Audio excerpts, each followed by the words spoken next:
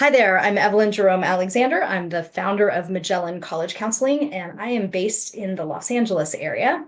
And our team of about 18 counselors works with high school students across the country, helping them find their fit, find the best college fit, and go through the process of researching colleges, preparing a balanced college list, and then preparing the most optimal application that will wow those admissions officers and convince them that they should admit our fabulous clients. And I am here today with two really amazing women who I asked to have a conversation with me, and really with each other about the process of choosing your major and exploring careers. And it may sound tangential to the college application process, but it's a conversation that we have with our students frequently. Really starting as early as ninth grade. And we get a lot of concerned parents asking questions about, what careers will they, be able to have that, through which they can support themselves. I feel like that's really one of the biggest concerns that parents have. And that's related to college because, there's this myth that, if you go to college and you're a history major or an English major, you'll never be able to get a job that actually pays you anything, or God forbid, you're an artist, you'll be a starving artist for your whole life. So I have asked Laura Amigone and Amy Grat from the Fulfillment Fund. And sorry, Laura is from Rudder Coaching, which is based in New York City. And Laura works with students all over the country to help them really think about this topic of figuring out your major and really your purpose. And Amy and the Fulfillment Fund is this incredible organization based here in Los Angeles that helps students who are first generation in their families and often very low income apply to college. So they both are in this same conversation that my colleagues and I are having with students on a daily basis. And the funny part is, most of the time on the webinars, I'm the one doing the yapping, and I'm going to be quiet most of the time. I'm going to have Amy interview Laura, and they are going to have a really robust conversation. If you are here live with us, I invite you to pop your questions into the Q&A, and I will interject every now and then as I see fit to sort of throw in questions that we are hearing from our clients and their parents on a regular basis.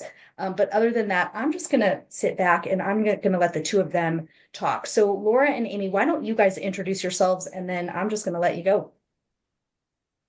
Sure. I'll start. So yeah, I'm Laura. I'm on the East Coast. The Knicks are playing right now. I think we're losing, but I think they do better when I don't watch. So, because I didn't watch the other two games. I'm a little bit of a bandwagoner, but that's okay. Um, but anyway, yeah, I'm a college success coach. So I work with students who are already enrolled in college, and I help them to thrive and succeed. I really work on skill building in three main areas: college time management, helping them figure out college to career. So majors, minors, what could they lead towards right after college? What do they see farther down the road for themselves? Multiple pathways to success. And then really helping them build up their self-confidence. So this is all one-on-one virtual coaching. So I have clients at various colleges all across the country, some abroad. And I love my work. So a lot of what I'm going to give you tonight is informed by working with college students who are still trying to figure this out. I used to do college counseling at a high school, so that's my background as well. So I know the college application process very well. Was in Evelyn's, she was doing similar work, and then prior to that, I did college admissions. So I was on the other side of the application, reading applications, making decisions, all of that. So very familiar where many of the parents and the students who might be watching this webinar are. So hopefully tonight, something that I offer you can help you, further the conversation on your own and with your counselors. Excellent. And I'm Amy Grat. I'm the CEO of Fulfillment Fund. And as Evelyn noted, we're a Los Angeles-based nonprofit with the focus of making college a reality for students growing up in educationally and economically under-resourced communities. We work with about 4,000 students each year, both at the high school, where we focus on college access, and in college, both 2-year and 4-year institutions where we are focusing on college success. And I was brought in 8 months ago to build out my favorite topic, career readiness, because getting to college and through college is essential, but launching that career and being ready to launch when you graduate from college is really what we all need, whether we're first gen or many gens of college graduates. So that is what I do in my day job. Mhm. But I'm also, Evelyn, I wanted to say that I'm an English major, and I History, managed to get to, some of the best, some of the, Political science. yeah, Fully employed. Yay. yes, exactly, fully employed. But those questions about what to major in, what can I do with this major? That certainly was on my mind and my parents' mind when I was applying for college. And boy, I wish I had an Evelyn and a Laura or a fulfillment fund when I was in college. But it's only gotten more complex today. As we were talking about before the webinar went live, these pathways that we pursue and the opportunities that are available to us are oftentimes multidisciplinary.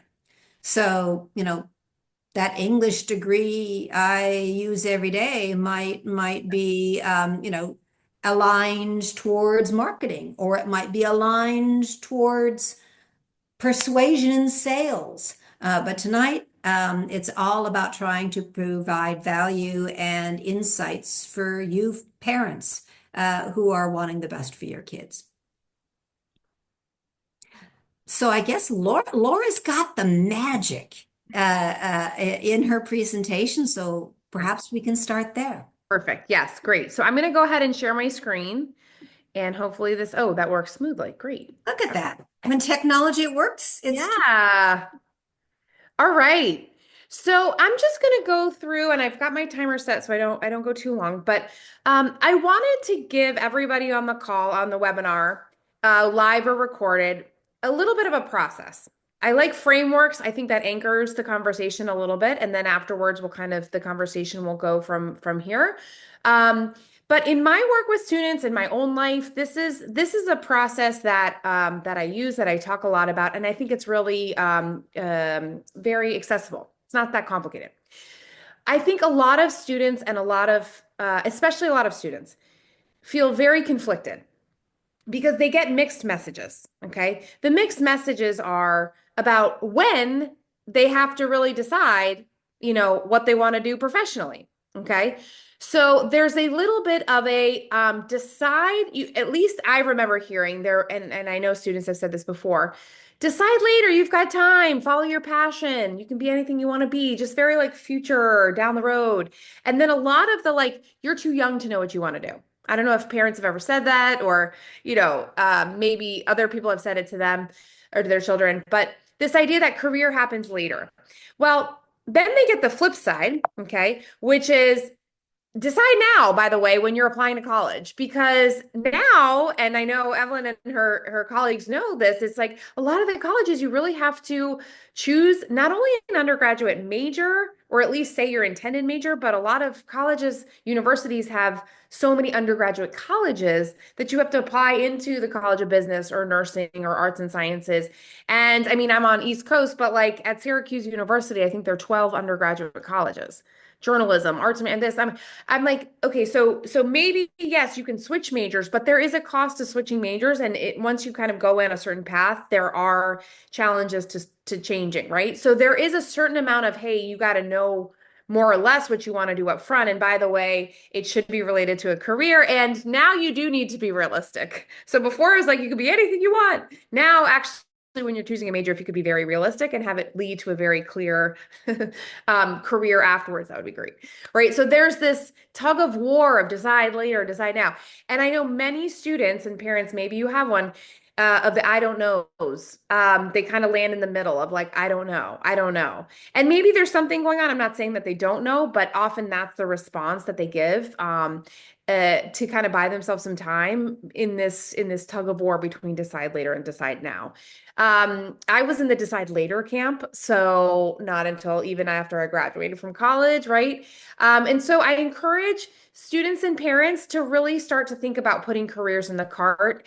And this concept, I mean, this phrase I think is catchy. And so you can start to use this with your students of, hey, let's just practice and put some careers in the cart, which is essentially like, let's research. You know, and I mean, at least as a parent, I get text messages from my kids with links all the time. And they're like, hey, especially like in December in my house, they're like, hey, mom, I put some things in the cart. Why don't you have a look? Right. And I'm like, delete, save for later, delete, save for, I do a lot of save for laters because it makes me feel not so mean, but I'm also like, no. But the idea is you can research things, you can play around with things, you can keep things kind of in process, but you're not committing to anything. Okay, so by discussing career, by engaging in career exploration, you are not committing to anything. You're putting careers in your cart. And then certain careers won't go in the cart, and that's actually helpful too, right? The careers that don't go in the cart is helpful. I don't want to go into this. I don't want to go into this, and I don't want to go to that. That's actually helpful in the process, right? So first step is start getting the brain going where you're willing to discuss, do some career exploration. This process I'm going to take you through to start putting some careers in the cart. Okay, so the next step is to really dig into this question, and I'm going to phrase it in a couple ways in case this particular way of asking the question doesn't land with your student. Although I do find it's a question that once you plant the seed, let it grow for a little bit and things will come out at different times. So the question is, instead of what do you want to be or what profession do you want to be, try this question of what problems in the world interest you. And I always define problems as it could be something that's kind of could be easier or better in people's lives, right? So it could be something student has experienced, family has experienced, your school, your town, your community. One student I was working with, his house had been flooded because of, a big storm surge, and now he was very interested in kind of flood zones, all of this. Insurance, flood insurance. So he started getting into all of that because of his own experience. But it could be something that, you just hear about in the news or something that really interests you. And this question just has so much rich data in it. And that students might have multiple problems that they're interested in, and that's good too. You don't have to come down with one. So sorry, I forgot to put that. Anything that comes up is valid because it's coming from somewhere inside of them. And parents, feel free to kind of discuss this and point things out that you see. And, oh, I wonder who's working on solving that problem. I wonder who's working on, flood zoning. And, bringing things up in this way allows your students to build on conversation around the problems that you see in the world. Multiple problems are good. You don't have to hone in on just one.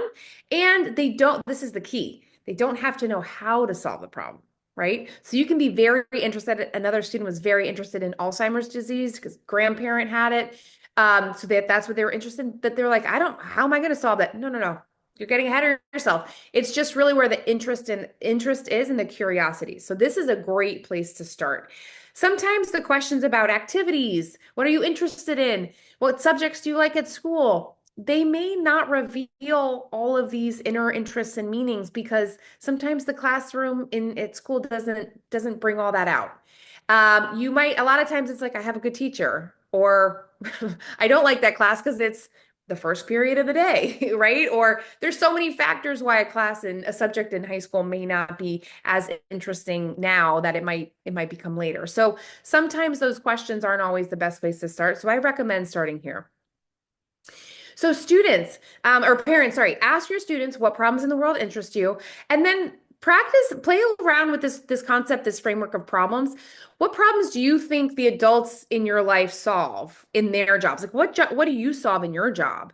What are you hired for, right? Or your company, or if you're an entrepreneur, like what problem are you trying to solve or make better for your customers, right?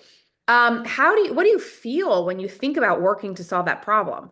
So sometimes if that question doesn't land, what problems do you want to solve? Try something like, what would you love to be famous for? What problem would you love to solve and be famous for? Or, like if something in your life was like just you had an instant, you know, magic wand and you could just like solve a problem that you've experienced, what would it be? Or if you had a problem that you could help other people solve, like what could be something that you would want to help other people solve?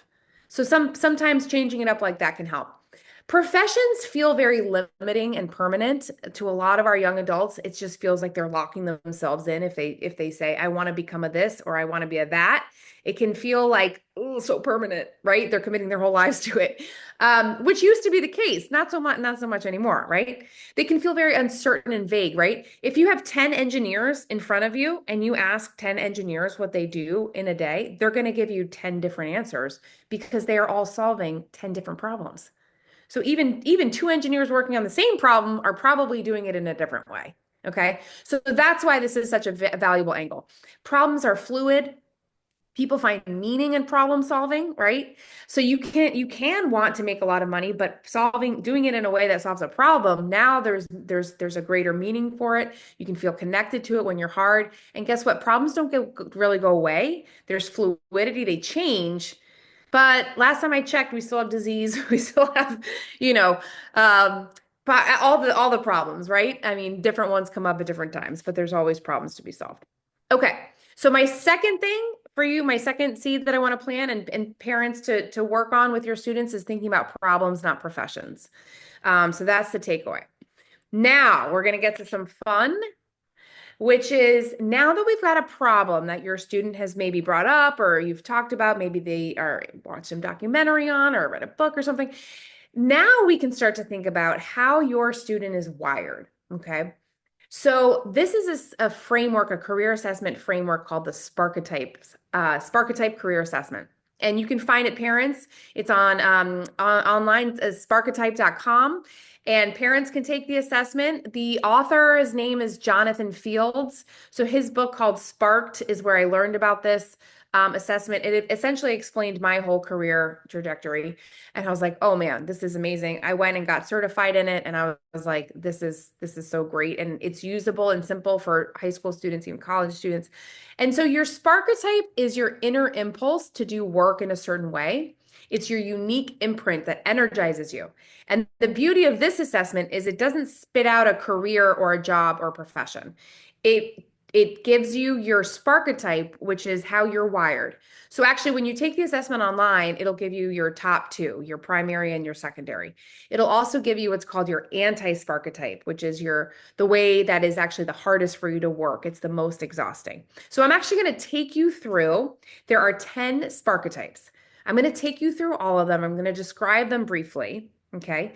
And I'll send out the link for the slides afterwards, Evelyn. So if anybody wants to filter back through, you can watch the recording, but you can also go back to the slides.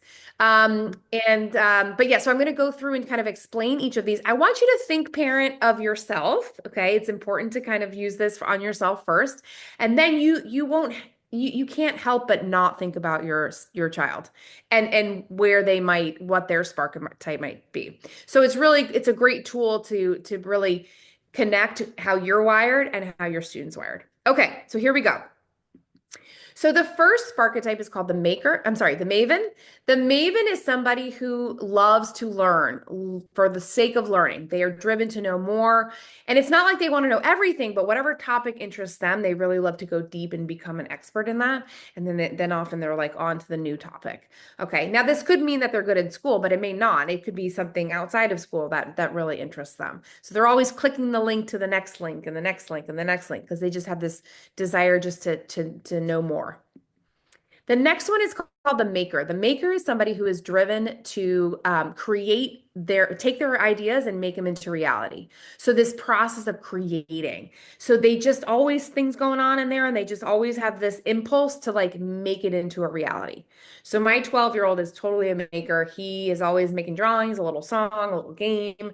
When he was little, he was taping recycling together to make some kind of ship right? Who knows where this will go, but somehow or another in his life, he's going to be making things. Okay, the next is called the scientist, and the scientist is somebody who loves to solve problems. They love figuring things out, the testing, the work, what works, what didn't, and they're just kind of always looking for problems to solve. It may be they're headed towards science, but don't let the word scientists say that you have to go into science. It's just really somebody who loves that challenge of trying things and seeing what actually ends up sticking. So I always think of like the Rubik's Cube kid who's like, oh, trying to tinker and doing, just a lot of like tinkering and figuring out the best way to do something. The next one is called the essentialist. The essentialist is somebody who loves to turn order into chaos. So the urge to create order and simplicity, it doesn't mean that they're always neat and organized, but it could be, but they love to like put things in a process flow. They like kind of efficiency systems. Like that's just kind of how their brain is wired to work. So I have another daughter who I know she's this. She's like, she loves following recipes because it's like, and then my maker son is like, let's change it up. And she's like, oh my God, follow the recipe.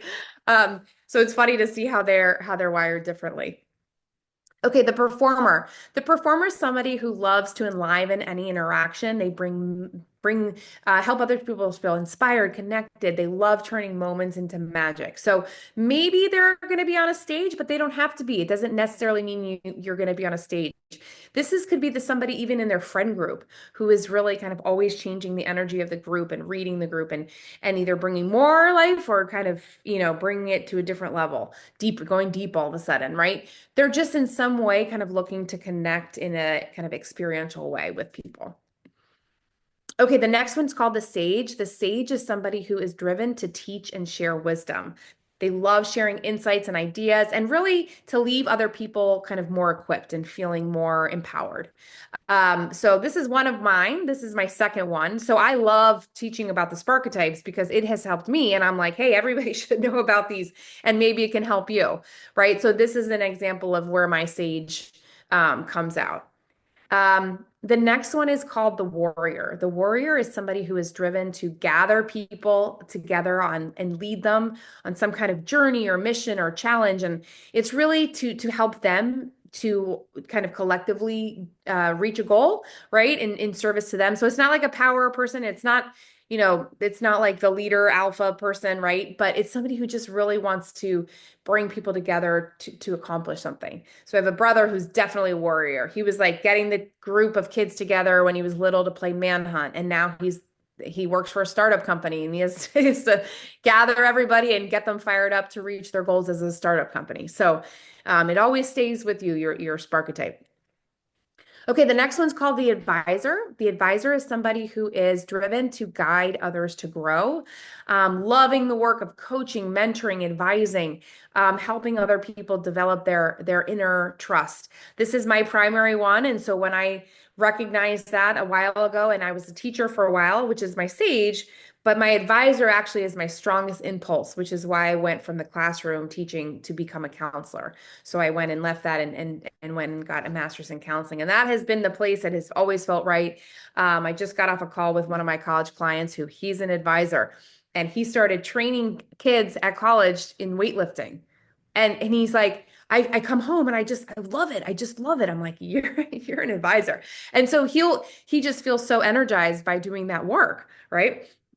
Okay, the next one's called the advocate. The advocate is somebody who is driven to champion others or a cause. These are the change agents. They see something and they want to change the situation. They just can't help but work for that change that they see and they believe in. And so I have another sister she's an advocate. She has been working, I think even since she was little, and she saw those commercials with, in international water, bringing water to poor countries, right? And this has always been part of her. And so she works now in international development, and it's just part of her Sparketype is to advocate. Okay, the last one's called the nurturer. The nurturer is somebody who lives to nurture others. They're just this connection, this relationship with others. And it's to just care and support others, make them feel seen and heard with no agenda. They're not trying to lead them, teach them, advise them, solve any problems. It's literally to be with others. And I have another sister. It helps when you have a big family, but another sister who is a nurturer, and she's a nurse, and she's always been that way, where she's just there, and not, that sounds terrible, but like, she's there listening and just making you feel seen and heard. And she's a beautiful, a beautiful nurse, beautiful person. So these are our 10 sparketypes. Okay. And I think they're really helpful to think about, no matter the combination of sparketype. Okay. And this might be something that you see in yourself very clearly. Maybe it's a little bit harder to see. Think about it. See how it comes out in your life, parent, for yourself, right? How this may come out in your work or your hobbies, right? For adults, and it can really be paid work, unpaid work, in your hobbies, things like that, in your relationships. Some of this archetype can come out. But I love presenting this to students and getting a feel for what they think. I had my 8-year-old daughter looking at my slides today when I was reviewing, and I went through each of them. I'm like, what do you think you are?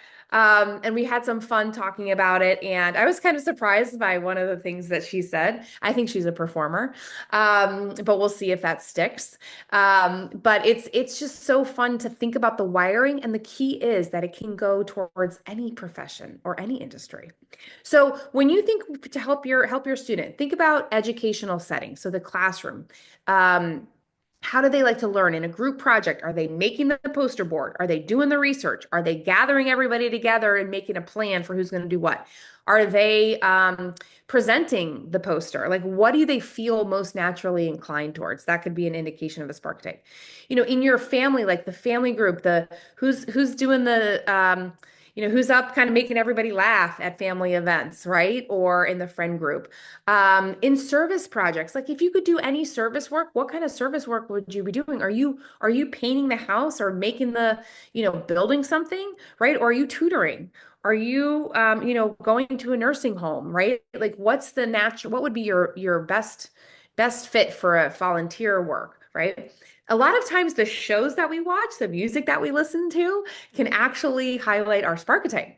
Like I am like positivity, like the personal development story is all me, right? That's my music, that's my movies, that's my shows, right? Any of the crime scenes, like if you have a scientist, the crime shows, they love that. My daughter, who I think she's going to be she's an essentialist. She's the order one. She loves the interior design shows. She's like, oh my gosh, they go through this process. It's this before and after. It's unbelievable. So, and then like, how would you go make money? Like, it's a great question for teens to think about. Like tomorrow, if you had to go make money, what would you go do? Right? That's probably something that they're wired for. Anyway, so here's just quickly, I'm going to just 2 more minutes, take you through how to kind of put this calculation together with some examples.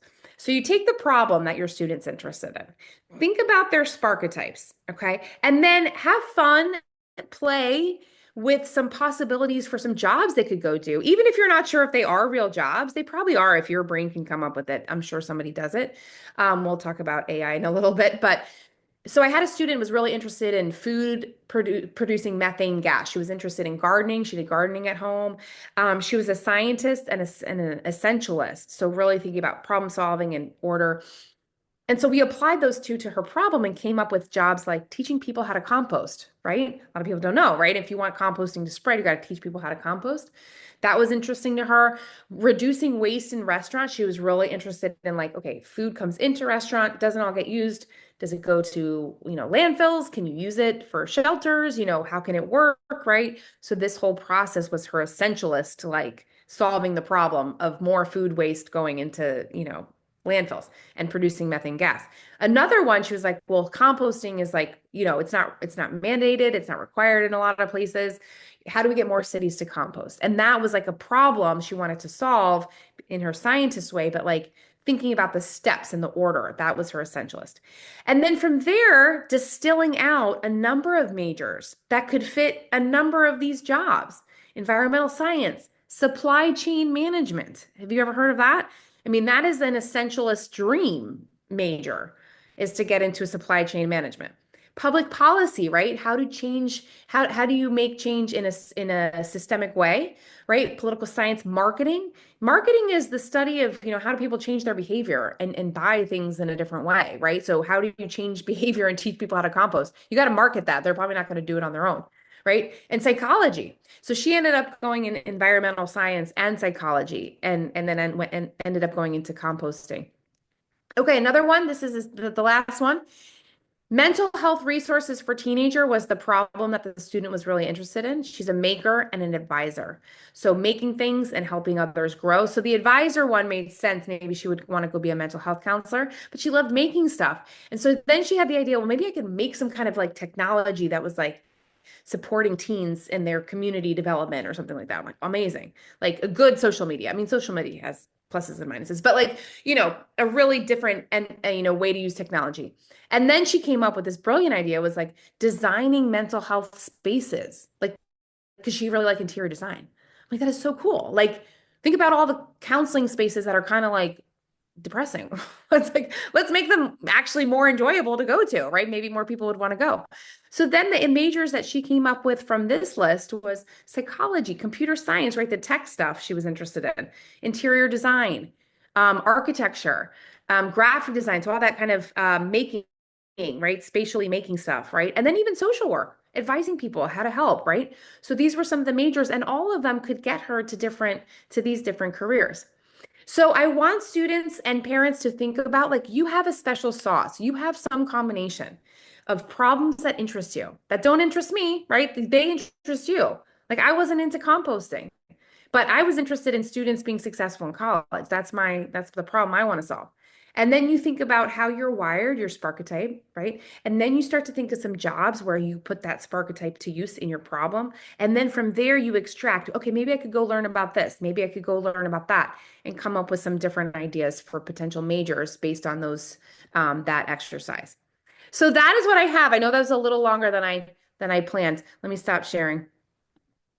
So I hope that framework was helpful. The problem plus archetype, potential jobs, and then extracting from there some majors that could really get you to some of those jobs. And that's Wow. it. Laura, I love that framework, and it is so important because when you say picking a major like psychology, right? Well, this having a framework that allows you to really kind of reverse engineer and dial back based on the things that really motivate you and the structures of the lens through which you look at the world, and then kind of brainstorming around it is extremely powerful. I'd like to go back to your initial concept of putting careers in the cart. And it is such a powerful one because it doesn't deny the importance of career research and exploration, but it also reduces that huge anxiety that our students are feeling and that sense of overwhelm, like they got to get it right.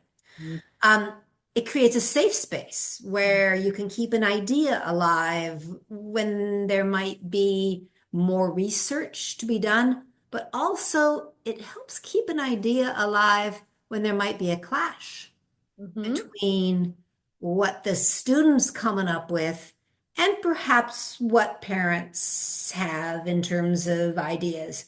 And I'm that idea of that clash and I'm curious, do you have any strategies for bridging that gap Mhm. between students and parents when there's strong feelings on either side? Yes. Um, the beauty of the cart, right, is that the student is the one putting them in the cart, right? But like when we go to the store, right, we make suggestions all the time of what you want to put in someone else's cart, right? Like I go to the shopping and they're like, "Mom, can we put the Fruit Loops in the cart?" And I'm like, "No, we can't." Right? And so Fruit Loops go out of the cart. So in a sense, it is the student's cart, right? Parents can suggest things, but in the end, it is the student's cart. What I encourage parents to do, instead of trying to like I don't want to be patronizing here, but like instead of like trying to say this is what you should do, and I don't think a lot of parents are saying this is what you should do, but they have ideas. Parents know these students best of anybody else, not necessarily better than the students themselves, but the parents have seen these kids grow up, right? We know a lot. I know a lot about my kids, right? And it's hard when you have a feeling like, hey, I think this would be a good fit for you, and here's why. So I encourage parents, if you want to get something in, if you want your student to consider putting something in the cart that maybe they haven't thought of yet, or maybe that they're even a little bit there's a little friction and that they're not picking up what you're putting down, right? The way to go about it is to say, I see this in you. I see this. And from what I know of this career, because of Uncle so and so or Aunt so and so or myself so and so, here's what I like about this career. And here's why I feel like this could be a good fit for you. So this is where I'm coming from. A lot of times that conversation doesn't make it into the car, doesn't make it into the store. So therefore, career doesn't get into the car, doesn't even get into the cart, right? I remember my dad had this vision that my brother was going to be a lawyer. He would tell him that, but he didn't give the explanation as to why or what he saw in my brother, other than like you like to argue. That's a lot of times what parents say. But there's so much more to the profession than just arguing. And of course, as an arguer, right, my brother was gonna be like, no, any suggestion you make, I'm gonna X-nay, right? So instead of like really, I mean, he's very successful. He's not a lawyer, but the point is there was more there that I think my dad saw, but he didn't really have the ways to like be like, hey, this is what I see in lawyers. Here's what I see in you. I mean, this is why I think you'd be good at this. And maybe, that could translate into a different type of career. So student can often take what parents see and go in a different direction, but validate what the parents have seen, right? The other thing too is a lot of times in the cart, a student can put two professions that seem very different, or that they feel like they really have to choose. Like I either want to go into medicine or I want to go into engineering, and a lot of times they feel so pulled in their own cart, right? Um, but the reality is there's something underlying both of those careers. That's the sparketype, which is like in medicine, maybe you want to be going into medicine because you're solving problems here, or you want to go into engineering because you're solving problems here. So the good news is like there is a common theme under there. And the question is like, how do you want to express it? And you can have both of those things in the cart and they can actually stay in the cart for a long time, right? And really only until, I mean, you can go to be an engineering student. You can major in engineering and then apply to medical school, right? Yeah. You can be pre-med and then after college decide you want to go get a master's in engineering, right? They're not mutually exclusive, again, because they come from that same underlying sparketype, which is probably Yeah. not always, but it could be, for an example, is to solve problems. So, You can be continuing shopping throughout your entire life. well, we all are, right? Aren't we Yeah. all shopping? Nobody says your cart is empty and never gets refilled again. And you might even go to a whole different store. Yeah. Yeah. Sure. Yeah. I love the metaphor and it really is uh yeah, it's very powerful. Good. I also love the leaning away from professions towards problems. Mhm. I've seen that blank look on the face of students when you ask them to think about professions and it becomes this rote, teacher, social worker, it's only what they know. So Right. so problems, as you say, it's much more fluid. Um, so what are the tools that students and parents can leverage to dive more deeply into researching problems and career paths? Is this a job for AI? This is a job for AI, and this is a job for not AI, so for people. So we'll start with AI, which is what the student can be doing on his or her own is going on chat GBT and researching the problem. So whatever it is, I mean, small problem, big problem, this is like I've gone into chat GPT and like, okay, I'll give you an example. So one problem that is currently being discussed in my house is, in high schools, a lot of teams, they only have the varsity level, the JV level, maybe they have a freshman team, but that's it, that's it. And so for my son, he's a sophomore basketball player. He's on JV. You can't be a junior on JV. I don't know if he's going to make varsity. There's no B team. There's no B team for any of the sports. And him and his friends are like, why is there no B team? Like, isn't there a whole bunch of B team type athletes at at the other schools, right? And we've been talking about like the club level at colleges, right? They have the varsity level sports and the club level and then intramural. Why can't there be a club level, right? Anyway, this is what we've been discussing. It's real. It's real. Like, what is he gonna if he doesn't make the team, right? It's the real implications. I'm like, go on ChatGPT, find out if this is a thing. I don't know. I'm also kind of like trying to get him, to take action on what he's thinking about, right? And his real life and kind of thinking bigger. I'm like, go on ChatGPT, find out if this is a thing, find out where, find out who, what sports, why, what are the reasons why people don't do it. I'm like, it's got to be out there. People have to be discussing this. So ChatGPT just synthesizes it all together. It's not the end all be all. So that's the first step is to research the problem. I love when students go and they find organizations, companies, people to watch on YouTube, people to follow on Pinterest, or I don't know, teenagers don't do Pinterest that much. Well, maybe they do. I don't know. I think it's like a mom No, thing. no, we do Pinterest. You do Pinterest. Okay. I don't do Pinterest. Hmm. I never do Pinterest. That's a no for me. So my anti-sparketype is the maker. I hate making things. So Pinterest is all about making things. I'm out. Anyway, um, but sorry, what was I gonna say? Oh, follow people on Instagram, on YouTube, on TikTok that have to do with your problem. And you can look that up on social media. You can look it up on ChatGPT. Find documentaries or audiobooks to listen to. Amazing. Okay. So that's number one tool to leverage. Second thing to leverage is start talking to friends and family. Now, parents, don't just send them off to say or tell them you should go talk to Uncle so-and-so. Okay. Prep student and say, Uncle so-and-so does this, or our neighbor does this. And that, interestingly, it sounds like related to the problem you want to solve. We know somebody who's in that or relatively in that, right? Like I'm thinking right now, I'm like, do I know anybody who's done anything related to like high school sports administration or like, I don't know. I'm trying to go through my brain of like, who might know something about this problem? Um, I had another student who was really interested in like sea turtle conservation.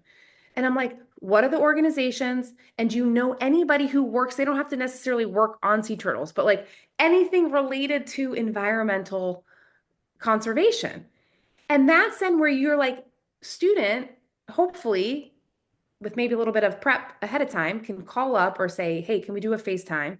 And be like, so this is what I'm interested in. Is this like, where should I go? Or do you have any recommendations for me? Or tell me about what you do, right? And a lot of students don't realize that then they have a family, whoever they live with, right? And that every member of that family has a network, right? We think of networks as this like very sophisticated or it has to be like very well known or well connected. We all have a network because we have a family. That's what it is. So starting to talk to people and learn about the real jobs that are out there in the world that people do that are related to the problem. I should say this, Amy and everybody, like the problem itself is going to change, most likely will change. But the idea is the student is getting his or her brain into the world, out of the classroom. I love the classroom. So much good stuff happens in the classroom, and a lot of real world discussions happen in the classroom. So I'm not saying the classroom is like none of this happens. I'm just saying, like, in addition or beyond the classroom, students thinking about him or herself and the things that are out there and really what is meaningful to them and what concerns them, and putting themselves in a position where they are becoming an expert or more familiar with a particular area, and they continue to take action, which means that there's something there. So Yeah, I feel like this is one of the bigger sort of problems with parents and students right now is that if you're parent aged like I am, I won't age you guys, but um, I feel like my thoughts about what's available are more static than my thoughts if I'm 17 years old. That, things are moving faster than they ever did. So how do we bridge that gap? It's so true. That's such a good question. Um, so the first thing I would say is like, right, if I'm connecting my 15-year-old to friends and family, right, who are 40s, 50s, right? Luckily, I have some 30-year-old, siblings, but right, I'm connecting them to people. So I think that's a really good point is to connect them to the young adults anywhere, 20-year-olds. Do you know any 20-year-olds and what are they doing? And go find out what they're doing. And if the more, even if you're not like, hey, get on a call with 20-year-old neighbor, whatever, but oh, so and so is doing this and studying this. And I know I talked to his mom. He's really interested in this. So you're just kind of like name dropping, but you're also kind of like career dropping some things around your student. But the other thing too is like a lot of people, in their 40s and 50s, they work in companies and organizations that have 20-year-olds, Yeah. right? So they're seeing what's happening in their industry or their profession and how it's changing. Like I was at a you were there, Evelyn. We were at a conference. But one of the speakers was talking about like a lot of entry level jobs are kind of, AI is taking a lot of those, right? And so people in these companies, they see that, right? They do have a sense of how things are changing. So even though their job may be static or not static, but like his kind of like it's just much further along, right? So, but they see the 20-year-olds and the 30-year-olds in their industry and kind of how it's changing, right? So they still may have some insight.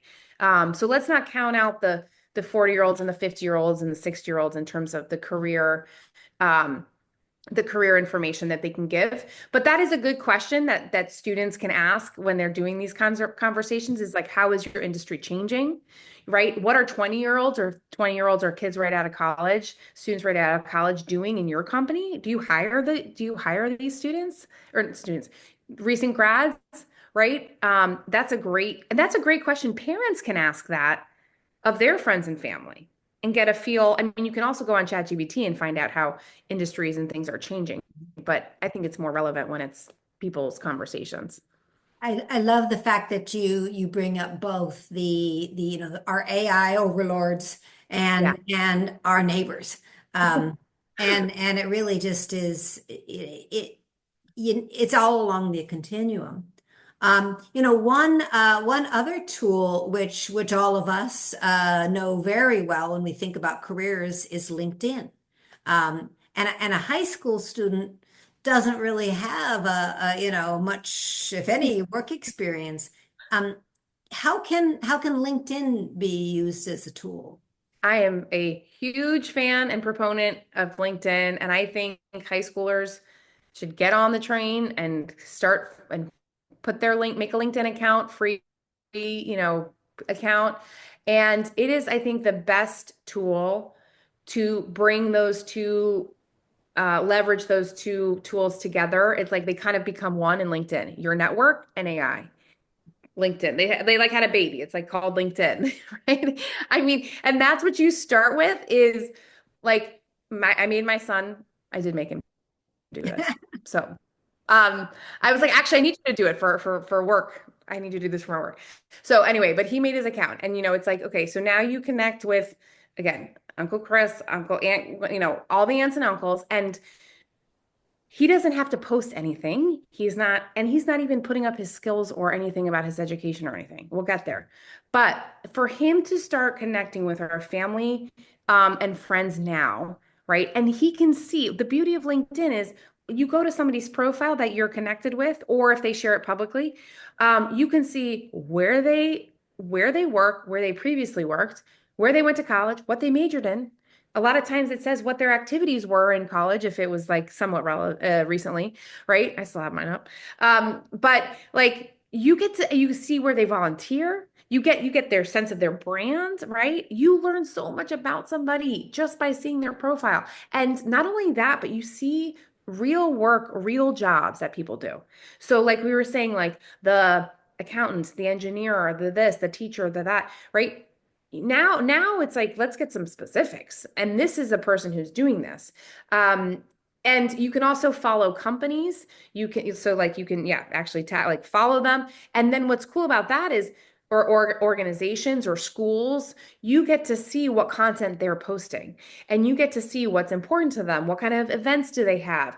Even companies, what kind of internships they have down the road, much farther down the road when you're in college, right? But if there's a company that says it makes a product, like my sister was following in this like supplements nutritional thing. She's a nutritional coach. Following this thing, right? She's probably following it for years, reading all these new products that it comes out with, right? Eventually, she sees that they're posting a new job, right? She's applying for the job, right? And that would have only happened is because she had this interest and started following this company years ago, right? And so that's how it actually can translate into real world experiences, but it just opens their eyes. And man, it's one good, I mean, again, if they're on their phones anyway, LinkedIn, have them connect once a week, talk about it, ask them if they've connected with anybody recently, if they've seen anybody, right?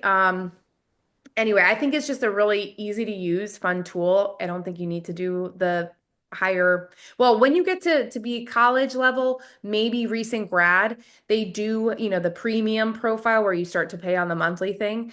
There are a lot of AI powered search tools and they actually start to like you put more skills in and it really will actually suggest some jobs or companies or organizations to work for. I mean, that's pretty cool. I don't, again, high schooler and even college students, I don't think you need that.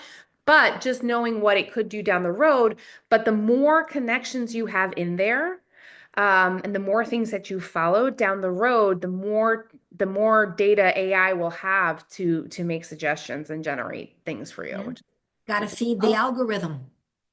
Tell you what, Amy, I don't want to get this lost before we leave.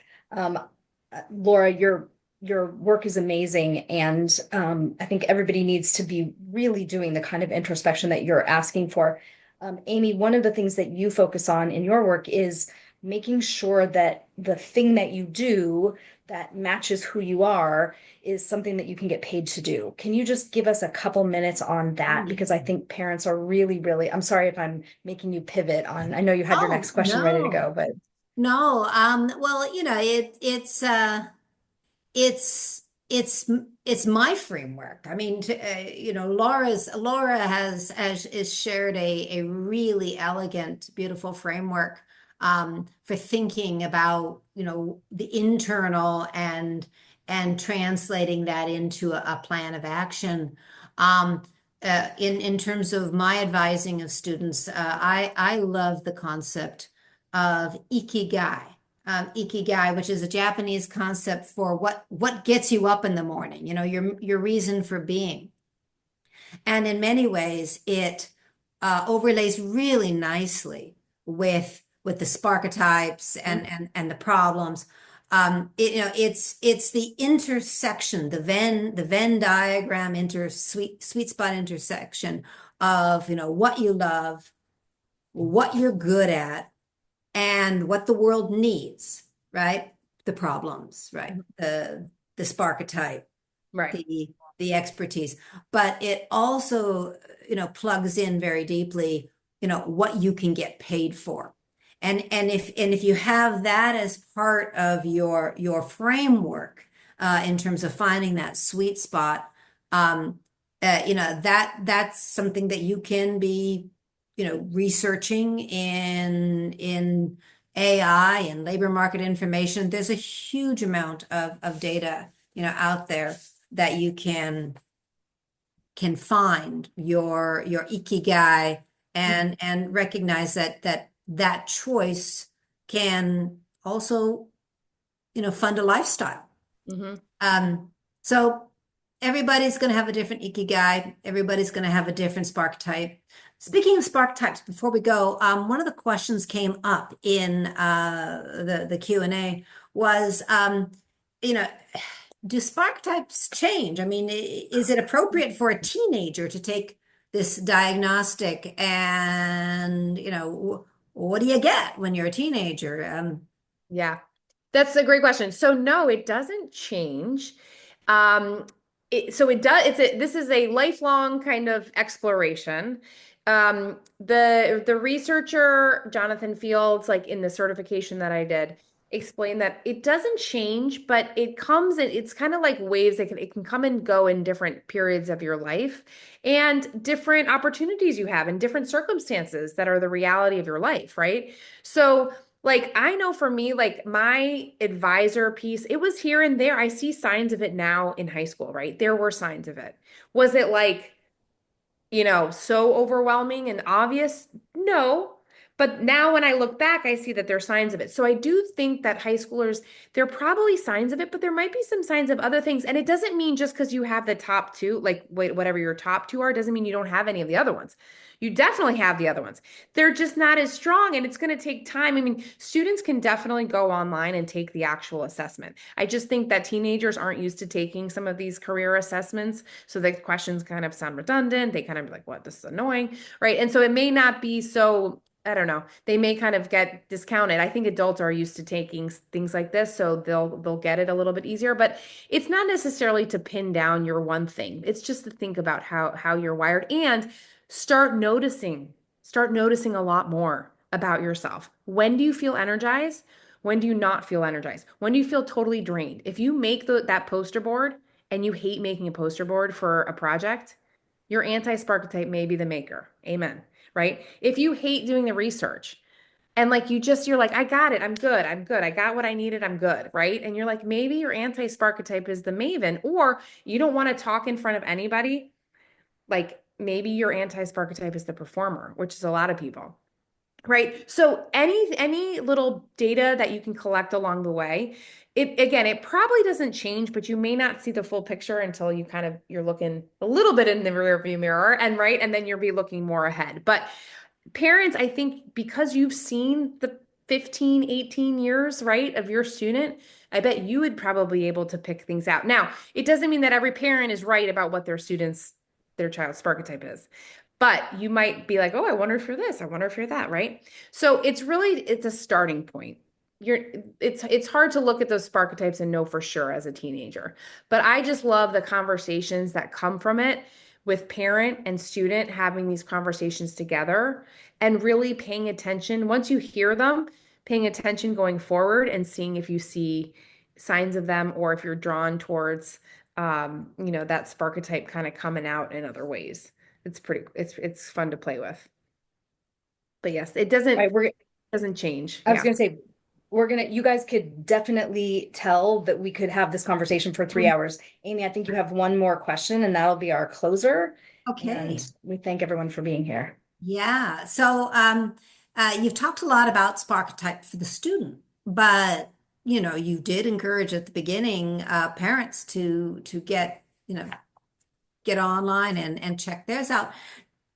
How can parents use understanding of their own Sparketype to advise and guide their own students? Right. It's such a good starting point. For me, I think it's so important for parents to tell the stories of their career journeys for their students. I'm amazed at the number of students that don't actually know what their parents do, or they really can't explain it. And maybe they know what they do now, but they don't even know what they majored in, or if they attended college, right? Or kind of what their twists and turns were along the way. So I think telling your own story, how you made decisions, how you picked your major, how you went from one job to the next, right?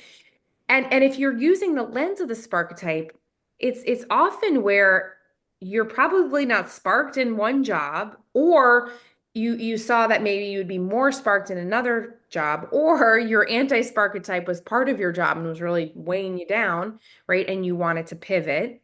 So if you like this lens, like really, I mean, I explained my whole career journey through this lens, which was like I was a teacher and there was so much making. I had to make lesson plans. I mean, you get the recurring theme here. I don't like making dinner. I don't like making poster boards, right? But I was making so much stuff and it was like, and I wasn't doing enough advising. So I wasn't doing enough one-on-one work with the students. And even though I liked teaching, I was teaching English. I like teaching. I love writing. And my second one is Sage, but I wasn't totally sparked, right? And then I shifted, became a counselor. I knew when I started in a master's in counseling and I was doing college admissions work where you are working one-on-one with students. I mean, I just felt like, oh, this is where I'm supposed to be. And then I started working at a high school and really working one-on-one with students. And then I was like, I'm sparked, definitely sparked, but I'm not like fireworks, right? So I was like, what could my next pivot be? I really wanted to advise and teach in the way that I wanted to, and my problem shifted. Originally, I was all about, I want to help students and families get to college. Easier, better, especially, low income students, first gen, so, parents who didn't go to college in the US, all the things. That was the problem originally that really fascinated me. Then it shifted, and my problem shifted towards, I really want to help students stay in college. We have such a college persistence problem in this country. So many students start college and they don't finish. They come out with debt. They're underemployed. Their confidence is down, right? It just doesn't have the effect that it could have had, right? So that became my new problem. And then I was like, my Sparketype is really the one-on-one. And I was like, I'm going to start my own business. I'm going to go out and help the people I want to help. And I'm going to teach the way I want to do it. And it was hard because I had to make a business. So that's hard. That's not my Sparketype. But you had to make. But eventually You can't get away from making. you can't. Yeah, you can. But that's the thing is like part of it is like I can't get away from it, but I know it exhausts me. So when I have a day where I have to work on PowerPoint slides, I know that I'm going to be tired afterwards and I'm going to be a little cranky and I need to give myself plenty of time, right? Meanwhile, I was just on a call with one of my students. I told Evelyn before this, I'm like, I am fired up, right? I could be on calls with students for 10 hours straight and I feel great. Yeah. So the point of this is like for parents, it can really help explain and help you think about your own career, but then share that journey with your students. Right. And not like you have to follow me, but hey, this is the pathway I went through, and guess what? It's probably not super linear, right? Most students think that their parents' career was linear. It doesn't mean it had to be like that, but there's just no way. There's just no actual linear path. So it doesn't exist. I love when my students ask me what job I had before I do what I do. I love that it occurs to them that I wasn't just born this way, What was it? helping kids to fill out their Common App. So obviously you can tell Laura hates her job, hates every minute and every day of it. You can obviously see why I invited Laura and Amy to be here to have this conversation. It's such an important conversation. I thank you, both of you, for really sharing your wisdom. You each help students in very different ways, but just hearing you have that conversation, I think was so helpful and so useful. And I thank you all for being here. If you're watching on the video, thank you. We'll put everybody's contact information underneath the video. And thank you for being a part of this conversation that's so important. We look forward to working with you. Have a great night. Thank you.